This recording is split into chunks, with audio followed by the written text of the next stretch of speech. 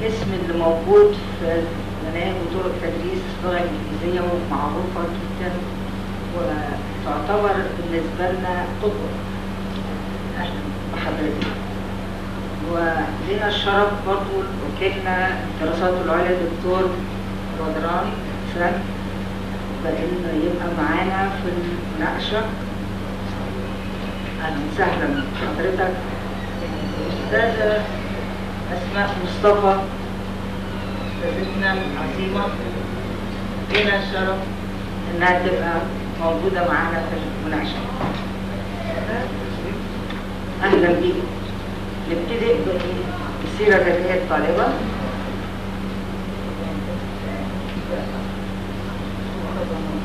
الطالبة رباب السيد عمر الحديدي، حاصلة على ليسانس في الآداب والتربية شعبة اللغة الإنجليزية بتقدير عام جيد عام 1998 من كلية التربية جامعة المنصورة. الدبلوم المهني في التربية شعبة طرق تدريس أكاديمي لغة إنجليزية بتقدير عام جيد جدا عام 1999 99 من تربية المنصورة. والدبلوم الخاص بالتربية شعبة المناهج وطرق التدريس بتقدير عام جيد عام 2001 من كلية التربية بالمنصورة.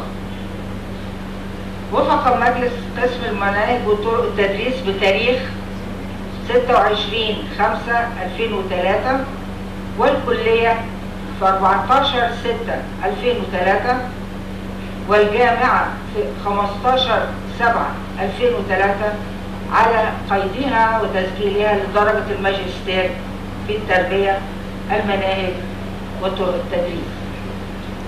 وموضوع فعالية استراتيجية مقترحة لتقييم الذاتي في تنمية بعض المهارات الكتابة باللغة الإنجليزية كلغة أجنبية لدى طلاب الصف الثاني الإعدادي تحت إشراف أستاذ الدكتور سيلفار كيفورد ديكرانس حقيان، أستاذ المناهج وطرق التدريس المتفرغ بالكلية، أستاذ الدكتور أسماء عبد المنعم مصطفى محمود، أستاذ المناهج وطرق التدريس بالكلية.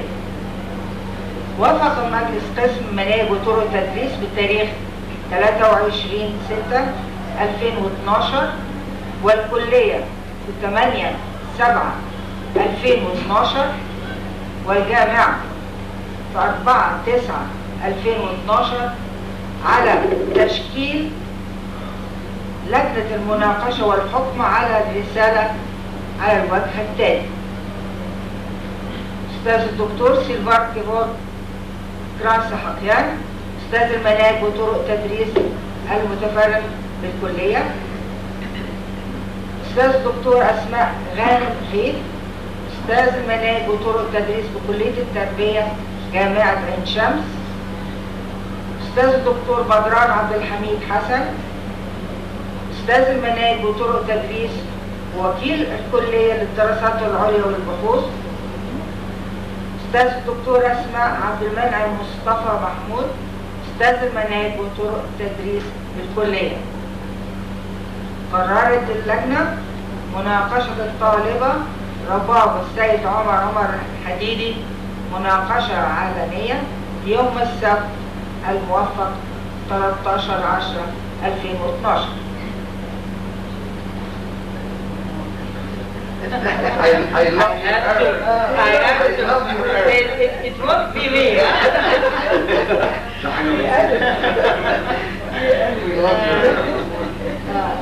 لو سمحتوا لنا ان الطالبة تدينا الملخص باللغة الإنجليزية. رباب.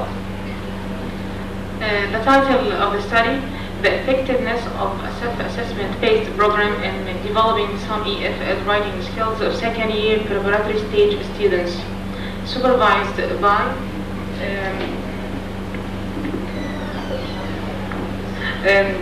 Professor Dr. Server Hakim, former Vice Dean of Graduate Studies, Faculty of Applied Arts, Professor of Curriculum and Instruction, Faculty of Education, Mansoura University, and Professor Dr. Asma Abdul Manam, Director of Mansoura University Quality Assurance and Performance Evaluation Center, Professor of Curriculum and Instruction, Faculty of Education.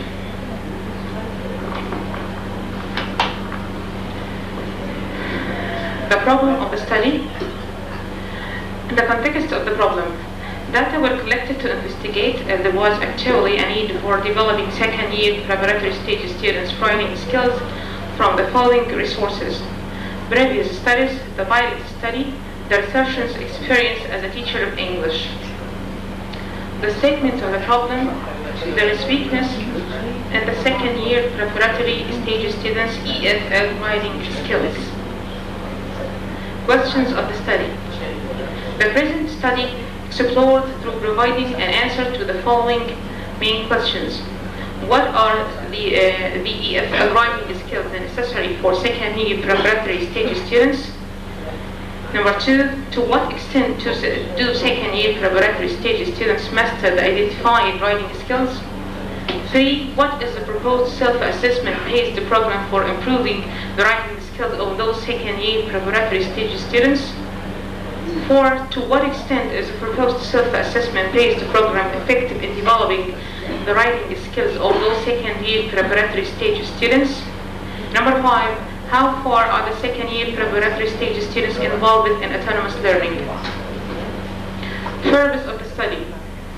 The present study aimed at identifying the EFL writing skills necessary for second-year preparatory stage students, assessing the current level of second-year preparatory stage students on the identified writing skills, developing a proposed self-assessment-based program for improving the writing skills of those second-year preparatory stage students, measuring the effectiveness of the proposed self-assessment-based program improving the writing skills of those second-year preparatory stage students, involving second-year preparatory stage students in autonomous learning. Significance of the study. It's a hope that the present study would contribute to stating the importance of writing as an aid for enhancing communication skills, affording English language book authors and planners a list of writing skills needed by second-year preparatory stage students so as to be targeted by the lessons of such books, presenting a program that can improve the necessary writing skills for students in the preparatory stage generally and second year in particular, developing autonomous learning environment for the preparatory stage generally and second year particularly, alleviating the burden of the assessment undertaken by the teacher, paving the way for other researchers to incorporate self-assessment in their programs to develop other language skills. Limitations of the study.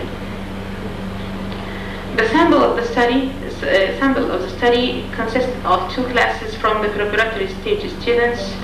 One class was the experimental group, about 13 students, and the other was the control group, about 30 students. Content limitations identified technical writing skills needed for the target students. The duration of self-assessment-based program was about the whole second term of the academic year 2010-2011. Hypothesis of the study. There are statistically significant differences between the mean scores of the experimental group students on the pre- and the post-applications of the writing skills test in favor of the post one, while there is no difference for the controlled group. Variables of the study. The study had 2 variables: independent variable represented in the proposed self-assessment-based program in the light of autonomy, dependent variable represented in identifying technical writing skills. Methods of the study. The design. The present study is quasi-experimental employing pre-post-2 groups design. 2 groups of students at the second year preparatory stage were chosen as the experimental and the controlled groups of the study. The experimental group received instruction through the proposed program in writing based on self-assessment for developing the writing skills. A pre-post test was administered to the groups before and after the treatment.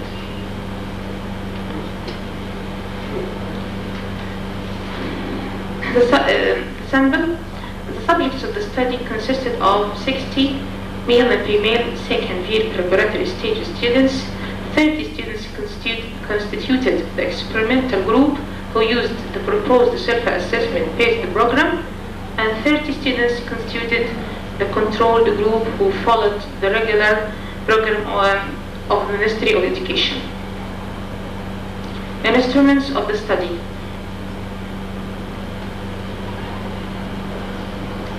The following instruments were developed by the researcher. Number 1,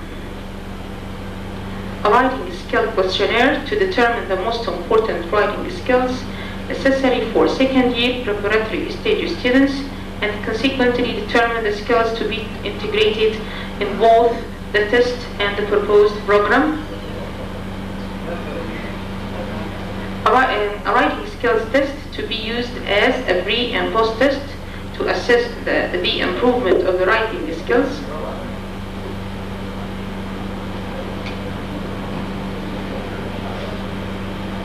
Number two, checklists used by students to self-assess themselves. Procedures of the study. The theoretical framework, reviewing and surveying previous literature to specify the required writing skills and needed for the target students. Identify the English writing skills needed for second-year preparatory stage students. The theoretical framework, applying self-assessment-based program. This is a practical. Self-assessing, collaboration, confrontation, reflecting, and taking emotional temperature.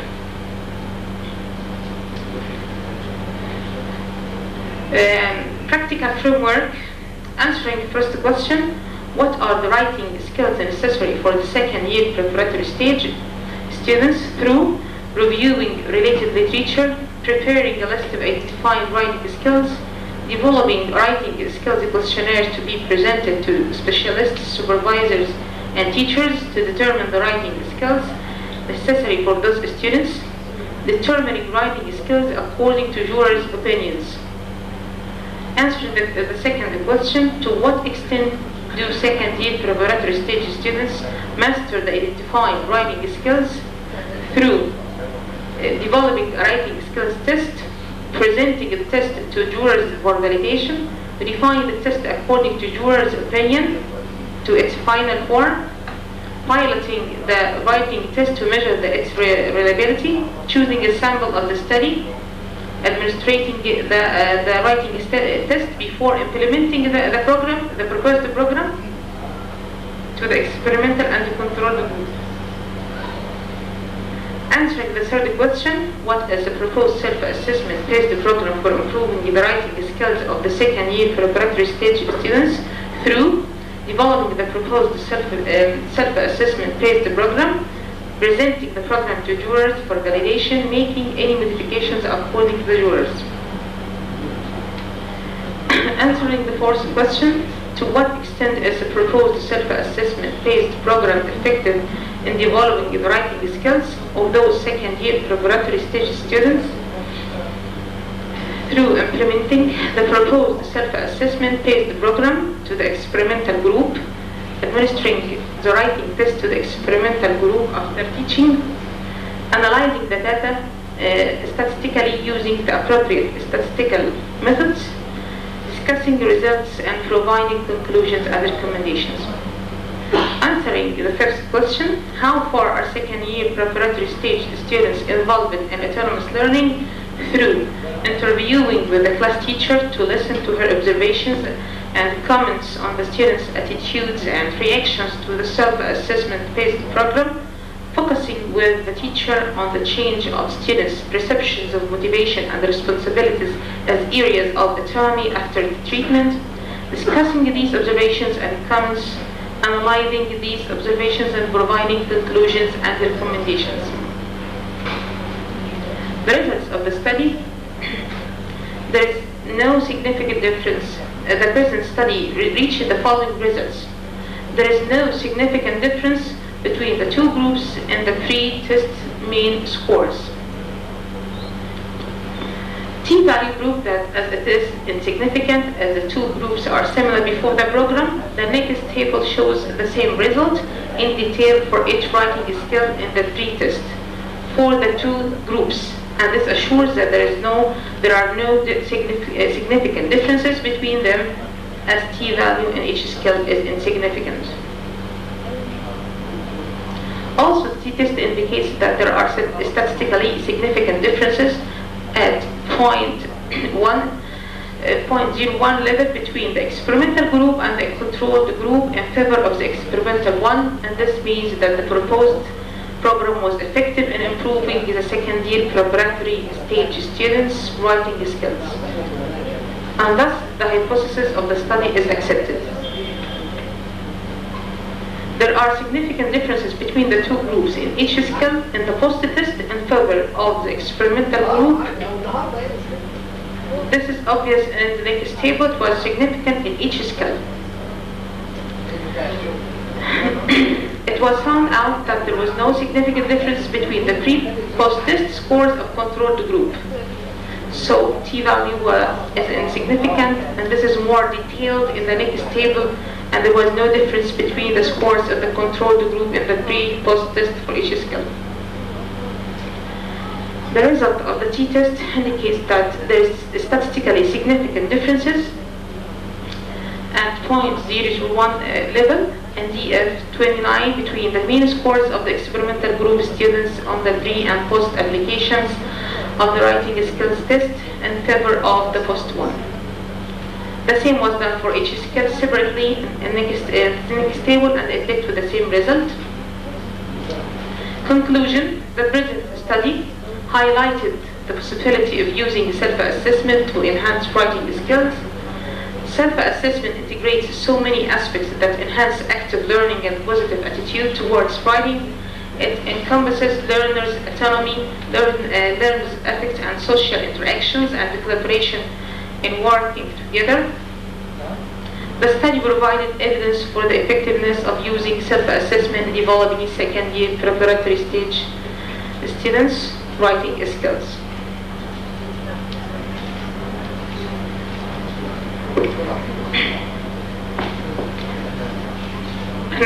And now, first and foremost, I thank Allah for enabling me to realize my dream in getting these pieces a reality. I'd like to express my sincere gratitude and appreciations to my supervisor and academic mother, Dr. Sarva Sahakam, to the person who took my hand to see my reach and saved chore at a time when it was hard for me to survive in the academic field. Without her, I have not seen the accomplishment of these theses. Words fail to express my appreciation for her efforts when teaching me how to write this academic research. Dr. Servert endlessly provided me guidance from her experience and knowledge and advice and psychological support with utmost patience. I'm honored to be called her student. My deepest gratitude goes to my supervisor and elder sister, Dr. Asma Mustafa. I owe her very much for exerting sincere effort with the utmost patience, especially at the beginning stages of my research. Thanks to her in believing in me and encouraging me, I find words to express my gratitude for her support, for her kindness, and support will always be remembered. I'm grateful to Dr. Asma Ghanem for accepting to honor my defense. Thank you very much. For thanks, understanding for giving from her precious time to read my research and for enduring the hardships of traveling to come for my examination. I'd like to thank my teacher and professor, Dr. Badran, for honoring my defense. He is one of the distinguished and remarkable professors who had a very strong effect on me, especially when I was undergraduate, when teaching me throughout the years of my study of the vitality of education. Thanks to him for accepting to examine me. Special thanks are due to Mrs. Niveen Faiz for her suggestions and implementing the program honestly and giving me continuous feedback. I truly appreciate the examiner's remarkable contribution and valuable recommendations. And now words fail to express my deepest gratitude to my father, Sayyid al-Hadidi, for enduring the hardships to relieve me from obligations and assisting me. Without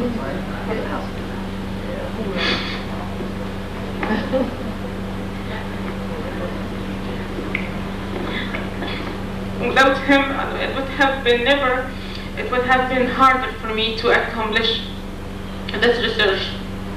Last but foremost, my sincere appreciation goes to my beloved husband, Osama Amira, who provided me with never-ending patience, support, assistance, love, sharing me ups and downs of my life. Thanks to him for leading me and pushing me forward. I'm greatly indebted to him. Finally, I dedicate this work to the joy of my life, my soul, to my daughters, Dana and Rob. Thank you.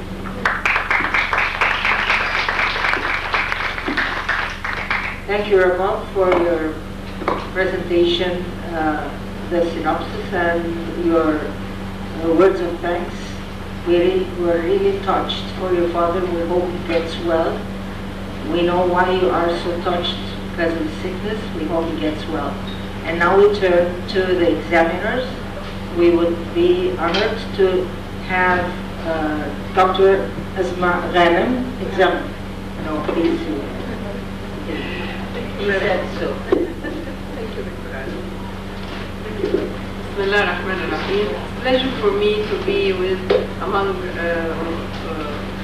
you all, and I do appreciate very much being with you. This is pleasure actually for me. أنا بحس إن أنا في وسط أهلي، وأنا فعلا في وسط أهلي وفي مكاني تاني الحقيقة، وبسعد جدا بروح الأخوة وروح التعاون والتاتش الجميلة اللي أنا بشوفها بينكم كلكم أساتذتي وأعزائي وإخواني. الحقيقة يعني بتبقى فرصة سعيدة أوي عشان نبقى مع بعض كلنا، وبحس بروح الأخوة اللي بينا كلنا والتواجد. المناسبات السعيدة اللي بتجمعنا هي مناسبات ولادنا، إن احنا نمنحهم الديجريز ونقعد معاهم ونتعلم معاهم ونتعلم منهم، وده الحقيقة بتبقى دي فرصة سعيدة أوي إن احنا نبقى مع بعض كلنا ونسعد بالتواجد معهم. الحقيقة this is a very good piece of work. Rubab, you have selected a very good topic. I actually do appreciate very much this idea of self-assessment, because it is, let me say that this is a creative idea, and it helps the students to prove that they are able to do something on their own and to be autonomous learners, and actually they can learn from their assessment and improve their performance. وهنا I would like to emphasize that the performance is more important than achievement. This is very much this is very important for us all, and we have to train our students to be self-autonomous all the time, because it's out of date to teach them how to listen to the teacher, to lectures, and to obey all the time. This is out of date now. طبعا it is a revolutionary idea and I would like to appreciate your selection of the idea. الحقيقة this is a very good program, where actually you selected the writing skill to measure the reflection of this self-autonomous learning on the writing skill, because it is more or less it's a productive skill through which we can measure a lot of things through the performance of the students, the writing performance of the students. Actually, Iman, there are many good things in your Rubab aspect. There are many good things in your thesis, and I would like to start with the topic, and I said that this is a very good topic. But I'd like to refer to the fact that this is not effectiveness, but it is the effect. And there is a very big difference between the effectiveness and effect, especially when you didn't use the Blake formula, which refers out, which is concerned with effectiveness, but you used the t-test. I didn't find anything about Blake's formula, so we are actually talking about the effect rather than the effectiveness. Let me say that you wrote something about the supervisors. And supervisors is not the appropriate title for the page, is untitled ولا مش numbered page. فهنا you are talking about the name of the researcher, title of the research, so it's not concerned with supervisors only. لكن فيها فاضية كده وممكن تقولي مش عارفة ممكن تتسمى ايه على الصفحة. لكن later on you talk about the supervisors or you write something about the supervisors, okay? فهنا it's not concerned only with supervisors. معرفش ممكن تكتبوها ايه، دي تقاليد الكلية أنا مش عارفة. The second thing, all the time in your table contents here above, you are talking about, writing the word expression of the study, يعني دي بتجيب لنا احتكاري، ما ينفعش احنا كل حاجة نقول of the study، معروف انها of the study، هي مرة واحدة تقوليها بس background of the problem وخلاص. بعد كده file study, statement of the problem، ماشية question, research questions، بلاش بقى حكاية of the study انا عملت لك عليها drawing كده عشان بحب الارت شوية، فمش لازم كل مرة نقول of the study ونكرر ده you are talking about the procedures for 3 times. In chapter 1, in chapter, I think chapter 2, and then chapter 5. ليه؟ هي مرة واحدة بس you talk about the procedures either in chapter 1 or يعني some people write it في مع الريسيرش ديزاين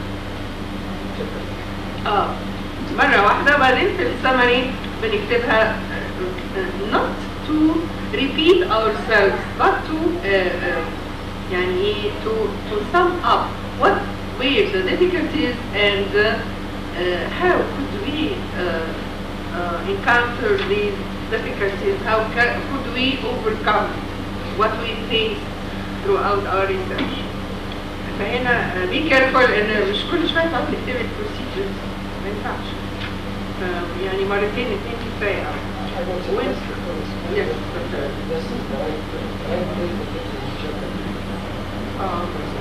يعني I agree with you يعني. It's up to you طبعا. كتبت في أي مكان مش مشكلة بس ما نعملش overlap. Yes. Though it's repetitious, but it has become like kind of style, something researchers have used. So hereafter, then we have to make sure that they only write in chapter 3 if we agree to that.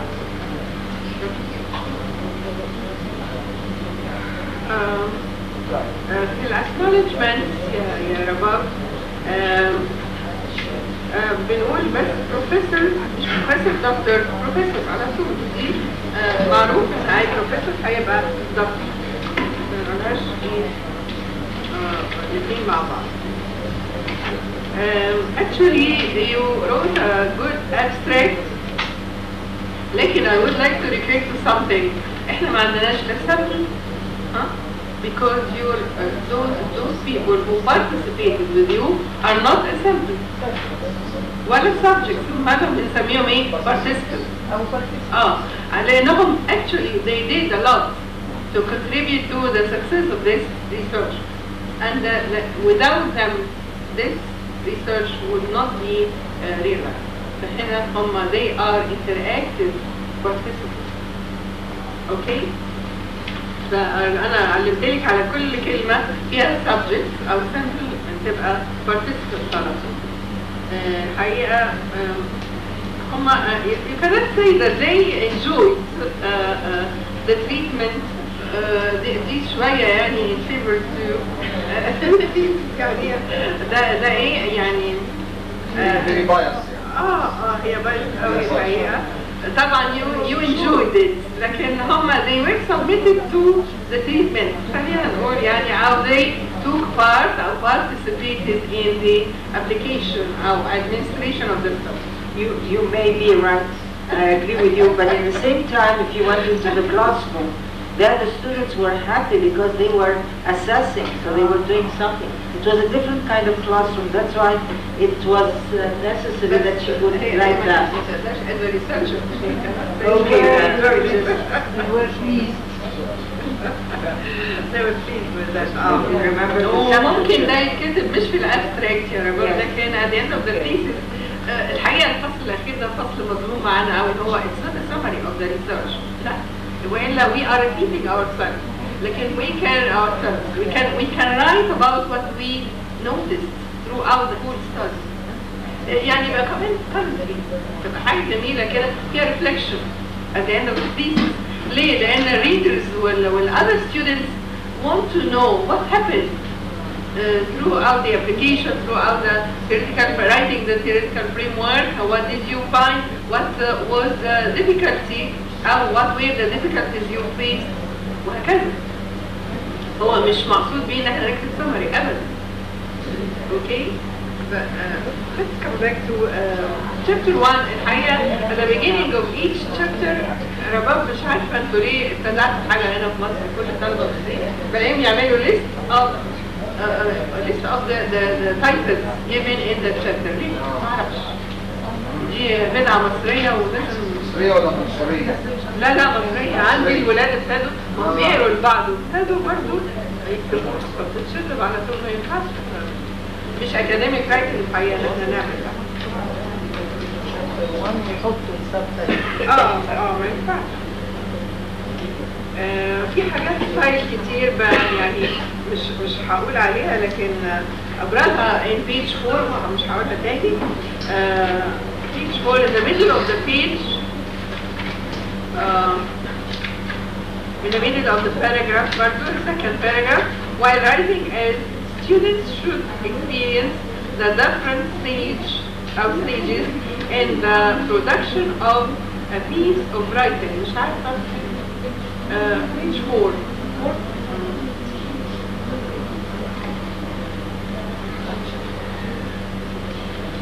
دي big sentence line, middle of line 9. page 4. يعني على أي حال مش rewrite this paragraph please. برضو hence أنا لاحظت يا رباب that you have to notice that you are writing in Arabic. مثلا hence she's thinking in Arabic. يعني ترجمة حرفية قوي of what you think. Hence based on the above. ما بنكتبش كده. ممكن نقول so hence خلاص ونكتب go on in. على ما سبق. We want to summarize maybe then when we can say expressions like that, something like that.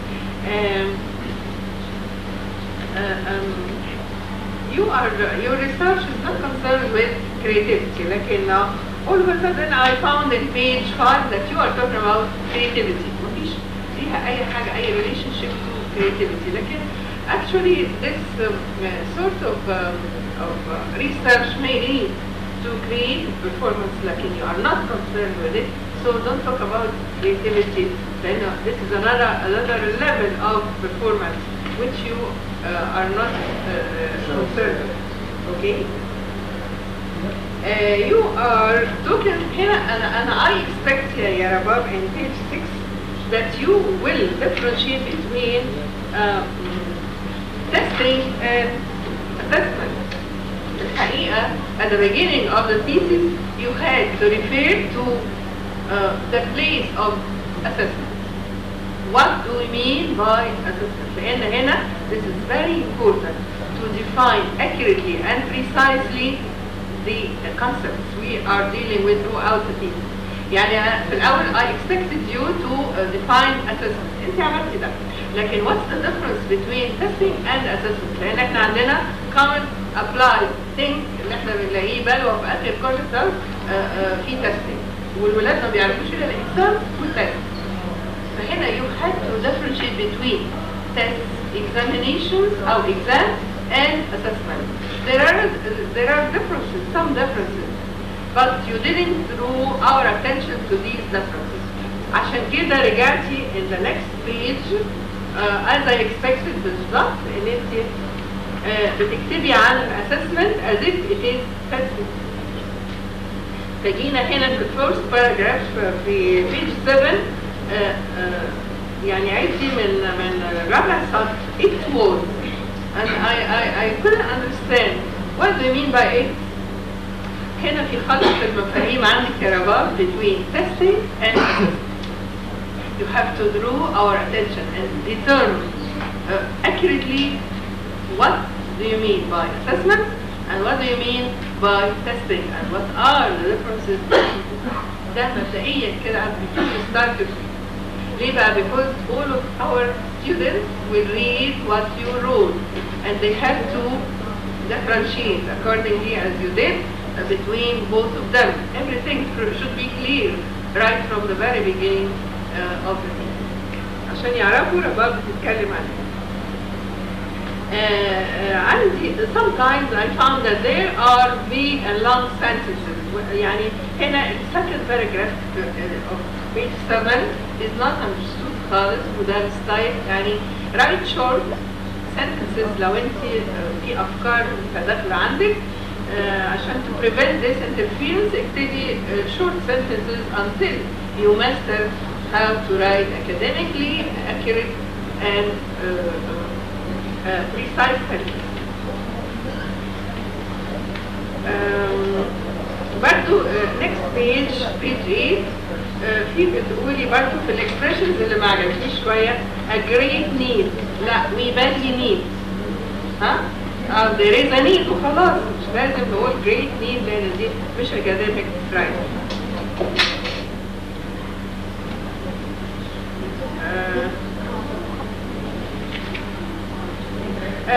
Actually you talked about a learner-centered approach with teacher-centered approach.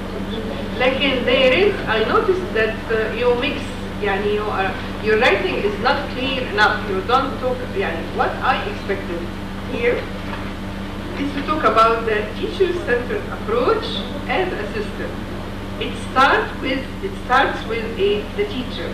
وبعدين strategies, the most dominating strategy is lecturing, and then we have to test our students. So this is a system, منظومة لوحدها. لكن في a learner-centered approach, it's another system which depends on different strategies, which depend on the learner's autonomy. والautonomous learning والdifferent strategies والinteraction في حاجات كتير جميلة بقى طلعت معانا في learner centered approach. اوكي؟ فهنا وبعدين accordingly we do not test our students but we are concerned with the performance of our students. الperformance نقيسه ازاي؟ through assessment. This is a system and this is another system. You have to draw our attention out to draw the comparison between both systems. دي نصف ودي نصف تاني. Right from the very beginning برضو it should be clear عشان تقولي للناس انت which system do you want. Okay? وده سهل قوي انك تعمليه وانا محدده لك هنا وزي ما قلنا دي منظومه بتبدا بفكره وتنتهي بالتستنج ودي اتس انذر سيستم بتبدا بفكره ثانيه وتنتهي بالاسسمنت اللي هو مين كونسبت ان يور. اوكي عشان لما نبدا صح نقدر نكمل صح. ضحكتي علينا بقى في الفايل ستادي بتاعتك وكان ودينا شويه كده و you didn't say what were your questions. جبت لنا كده جابت statistics فاهمة؟ جابت حاجة جدول وتيبل وبتضحكي عليها. لا، what were your questions? What did you ask your students to answer? You have to write a sample of your questions. To write about the sort of questions and what was the main concept مثلا they were asked to answer. Maybe And I want to know something about the question. maybe the first couple of words would tell to investigate the weakness. أيوة that's the purpose of the pilot study. لكن what were your questions? انت كده جايبه لنا statistics for something which I don't know. That's what I want to know. Results in table 1, but at the end of the page, indicate table 1 بقى مش عارفة of what يعني you are talking about something which is ignored here. Okay? وانت بتكتبي يا رباب starting from your title كلمة second to empty. ما تقولش second ده مش academic writing. Starting from your title and throughout the thesis. أنا بتعب قوي لما ألاقي second والfirst والthird مكتوبة بالكلام. ما ينفعش، دي مش academic writing.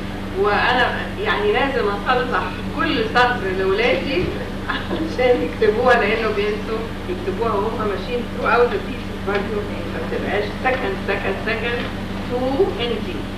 خلاص؟ نتفق كده وأنا علمتلك عليها throughout the thesis. limitations اسمها delimitation ومفيش of the stuff delimitations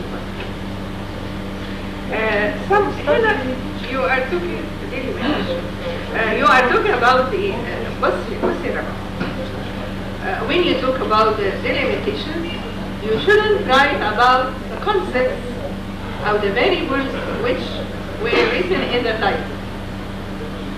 لأن التايتل بيبقى main, it contains main ideas, and then the delimitations we have sub ideas of the variables which were not mentioned in the title. فهنا you are talking about writing skills. صحيح احنا عندنا writing skills هنا واحنا we refer to in the title. لكن what are these skills? Right from the very beginning, the reader should identify what you determine to assess your students. يعني أنا فضلت محتارة بدور عليهم throughout the whole thesis. لو اتكتبوا هنا في الليميتيشن بتاعتي خلاص نبقى عارفين وأن we agree upon them.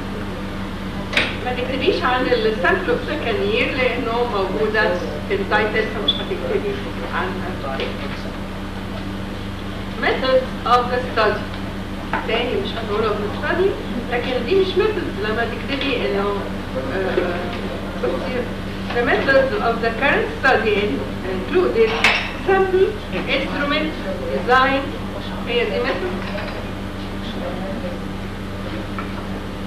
رباب.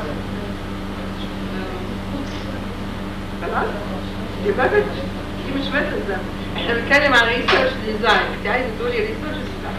بس هو مش method of the study. Okay? Maybe she meant method section. مش عارف يعني بتكلم عن حاجات مالهاش علاقة ببعضها. اوكي رباب يعني مالهاش لزوم خالص ديليت الحين وبعدين هنيجي للسامبل مفيش سامبل participants لان هما personal خلاص الانسترومنت ماشية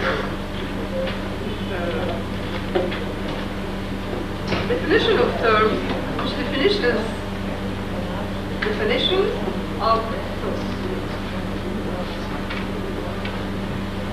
Okay.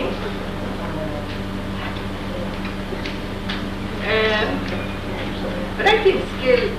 When you write about the definitions you are going to concentrate on, your operational definition is very, very important.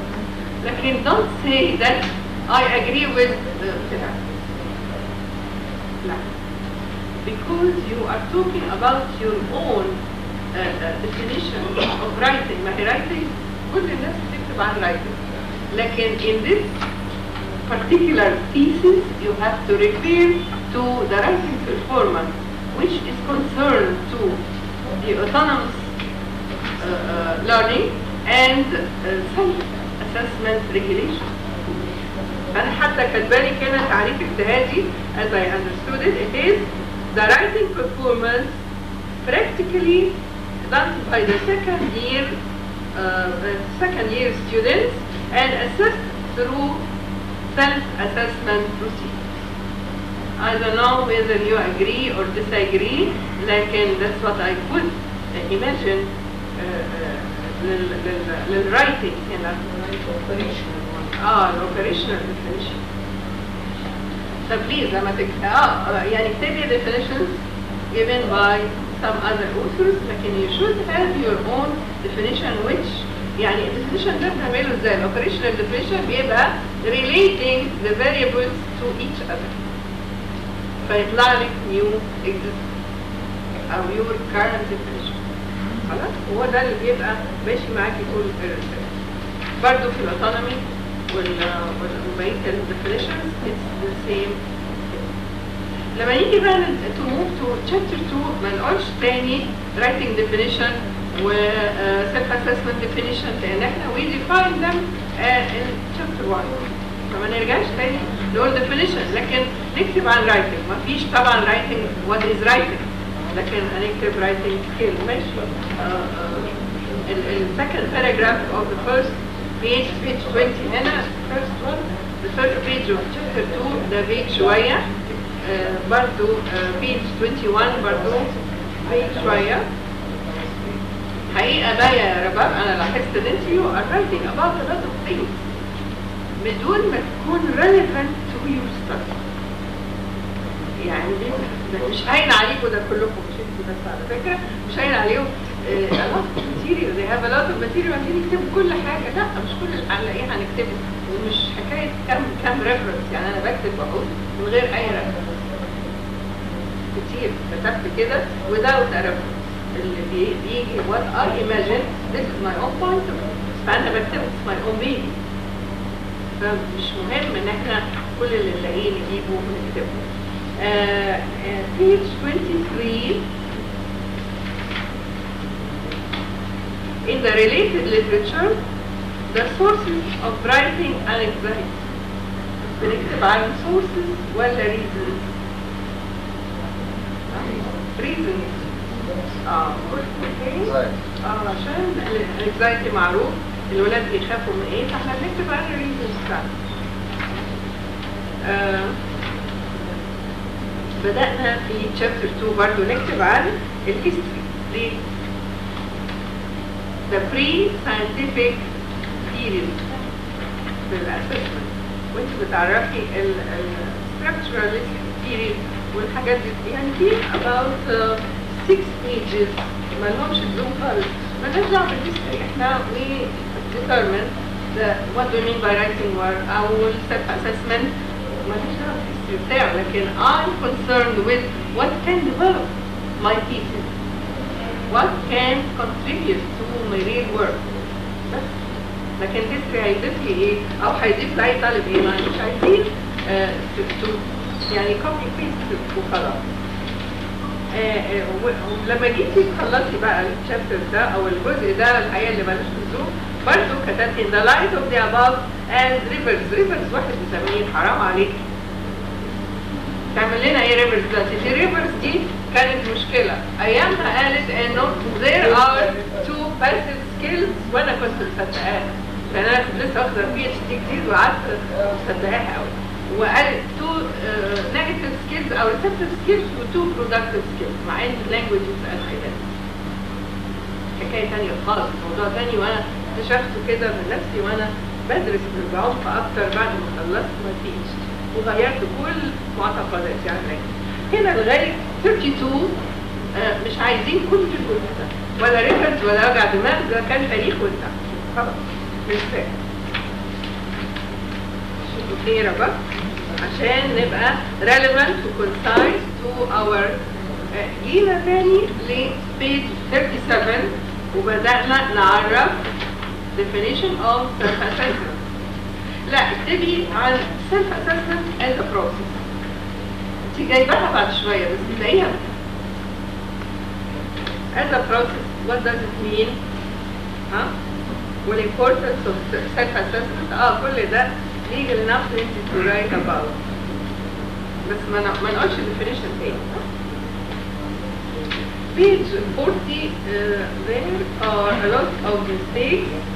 مش هتكلم عنها لان كل الباراجراف عاوز يتعاد تاني. كله ستايل يا رباب وانا مطلعها لك في حاجات كتيره اهي. والدايجرام ده عايزه you need to refer to the diagram. لما تعملي دايجرام يبقى you need to interpret this diagram. لكن ما تسيبوش كده او نذكر بس you just mention what you have. The words given in the diagram are just mentioned with no interpretation. ما احطش اي حاجه الا وانا مقتنعه ان ليها impact in my writing. دي الاكاديميك writing. لكن ما اقولش انه بس هو قال كده وخلاص، لا. مش هتكلم عن ستايل تاني، في حاجات علمتلك عليها بس عايزين نبقى نصلحها وانا كاتباها لي. وبرده page 44 فيها كلام كتير عشان نخلص. الحقيقة انت عاملة جايبة داتا كويسة أوي relevant to self assessment، بس عايزة تتخصص شوية. يعني حاولي to draw يعني to draw comparison between different traits of the، يعني تعملي ده نصب وده نصب زي ما قلت لك، او تقولي الفكره وبعدين تديفلوب دي ايديا بطريقه يعني معقوله. the simple way to talk about self autonomy والself assessment. الحقيقه انت كاتبه بس عايزه تصعب لان انت كتبت حاجات كتيره قوي ويمكن يعني بقى في ليترشر كتير وفي الاخر مش طلع كونكلوجن كويس، لكن يعني اختصر شويه. يعني مش محتاجه مثلا to talk about conditions for the development of learner autonomy and self assessment. يعني مش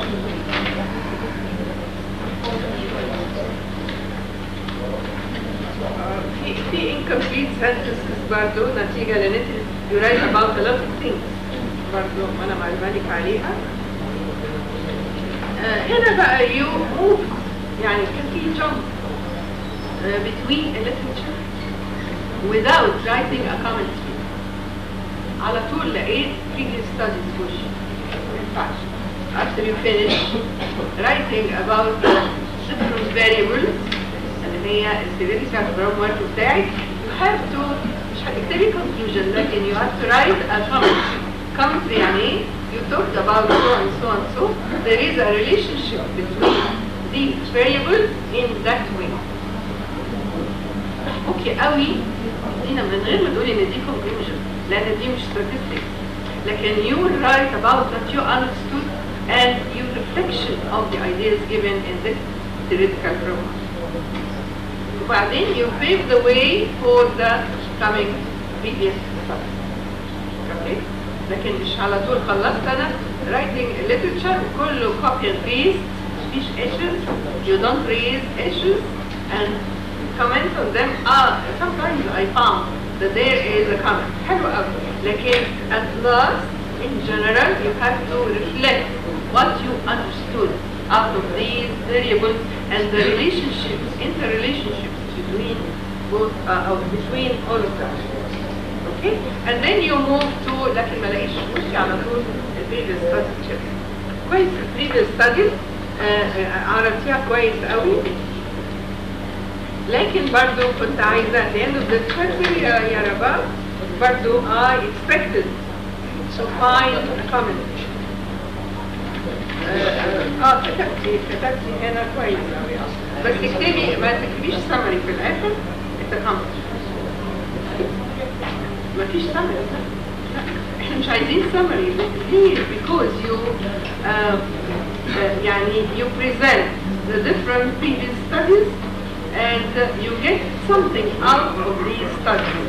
And you should clarify in this part how did you make use of what you did.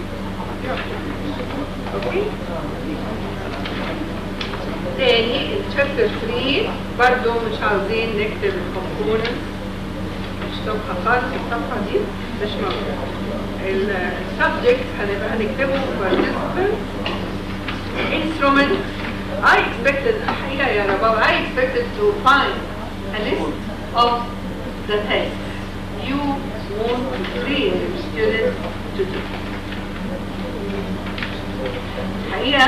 When I manage with something, I have to determine it before I start training the students on it. لازم تكتبي list ان هي تبقى instrument صغير. ليه ما تسيبناش حيرانين as readers? What did you train your students to do? What are the tasks؟ الحقيقة انت بتتكلمي في التوبيك بتاعك، في التايتل of the thesis او topic ان انت عندك task based learning. What are the tasks? The specific tasks او tasks you selected to train your students. عملنا ليست صغيرة كده وقولي دي the first instrument. To predetermine what you have in mind. ما تسيبيش الناس انا قعدت ادور عليها ومش لاقيها حتى في البروجرام.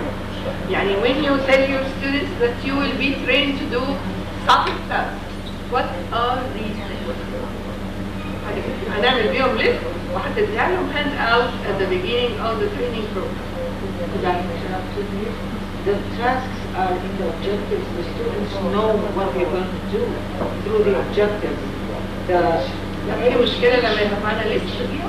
It's okay that she can. I mean, concerning the students, they know through the hour what are their tasks. Okay. So maybe you add a list in the beginning. هي مش هتكلفك حاجة خالص. الإكزامز بتاعتي كويسة، بس أنا عايزة I would like to comment on your the wording of your practice writing skills. هو في حاجة number 7 practicing guided writing. ده مش skill يا رب. practicing guided writing دي مش skill. ده practice. لو كنت جبتيلي الأداة دي كنت هقول لك دي مش skill. يعني forming proper questions ماشي. أنا صلحتها بدل ما تبقى أسفل فتحتها حاجة. Mastering correct grammatical rules, having next and cursive handwriting quite well. هو cursive handwriting ده مطلوب في ثانوي second stage.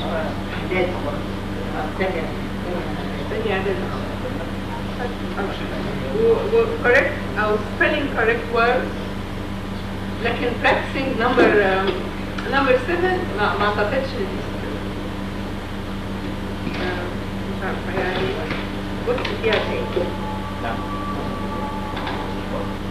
تاني بقول لك what are the tasks. اتكلمتي عن procedures. When you describe the program you have to mention accurately what are the tasks that your students should be trained on. عشان نبقى عاملين full description of our program.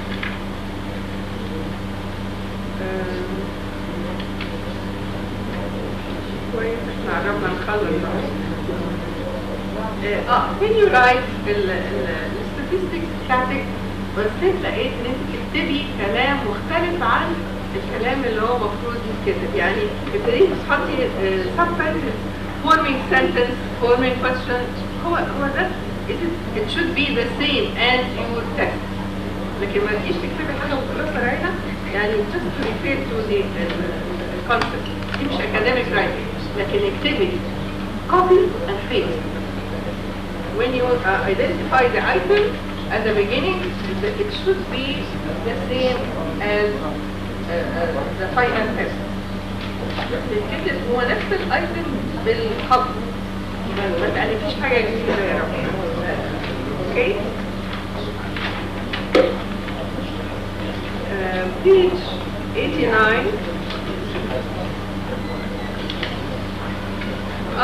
You didn't mention who taught the program, who was the class teacher في experimental group. I said Niveen Faiz. مين؟ Niveen Faiz. She is the class teacher. لا أنا مش قصدي الاسم بس there was a teacher for the class. يعني مش واضح هنا مين اللي درس. مش مهم الاسم بس a teacher a second مش عارفة ايه second stage teacher taught.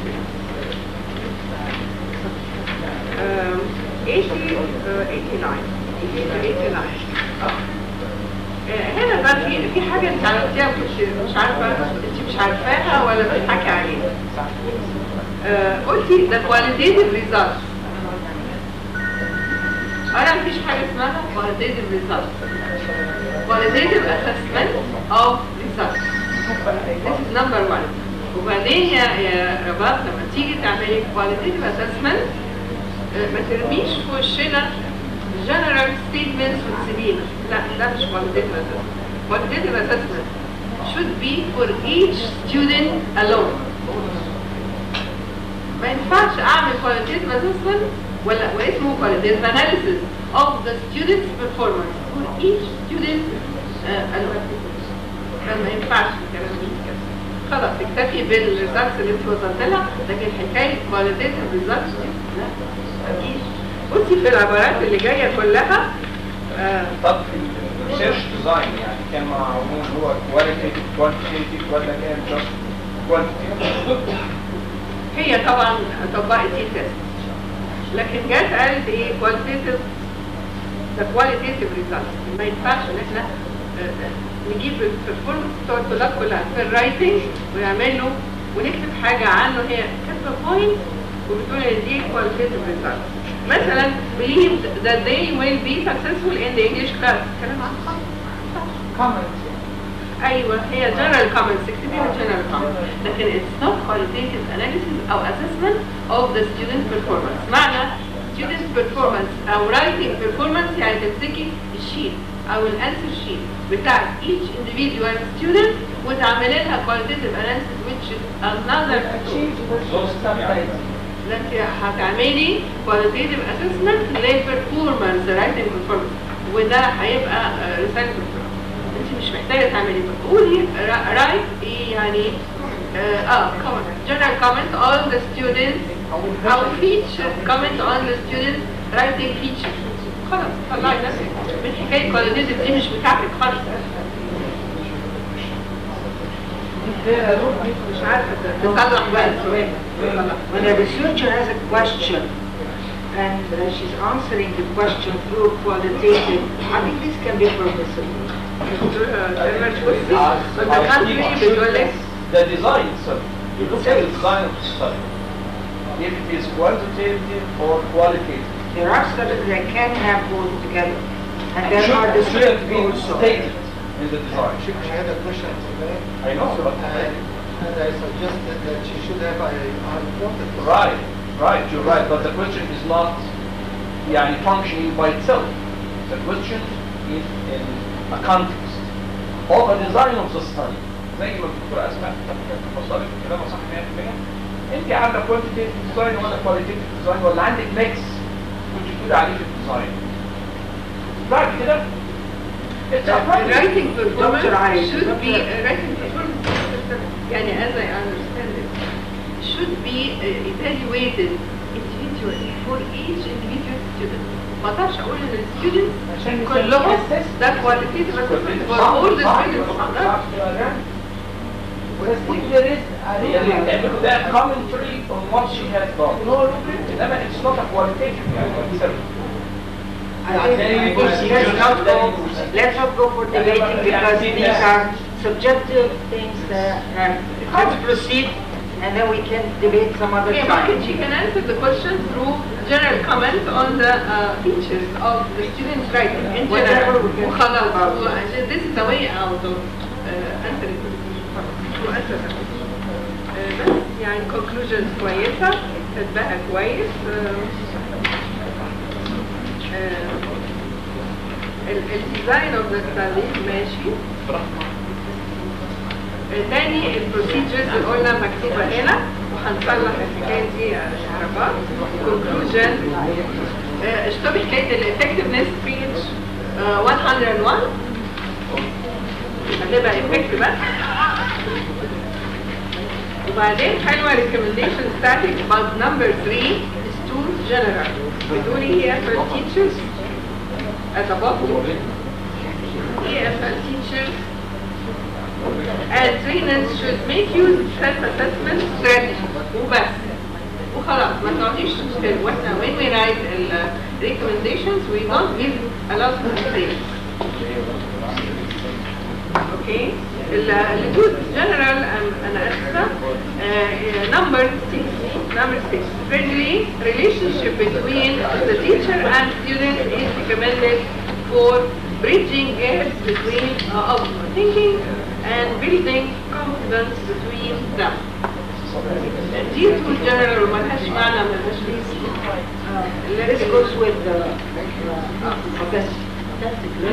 احنا هنا بنتكلم عن EQ على فكرة مش عن الشغل بتاعي خالص. فهنا بنتكلم relationships between teacher and student. مش هو it's not your topic خالص. البروجرام كويس قوي بس كان نفسي نقول objectives of the program, concepts of the program, the tests our students concerned with, وبعدين learning strategies. You have to refer in your program about to assessment as a learning device. دي كانت هتبقى حلوة قوي and you have to mention that. Assessment is used أنا معايا مسجلة كام رسالة. Assessment is used as a learning device to improve our performance. وهنا خلاص ما بقيناش نتكلم عن achievement لكن بنتكلم عن performance. Thank you very much. This is a very good piece of work حقيقة and I would like to thank your supervisors, Dr. Sibat and Dr. Asma. I would like to thank Dr. Badran الحقيقة for participating with us. It's a pleasure for me again. I do repeat and repeat to be with you today. Thank you very much. Thank you, Dr. Asma. It's very enlightening.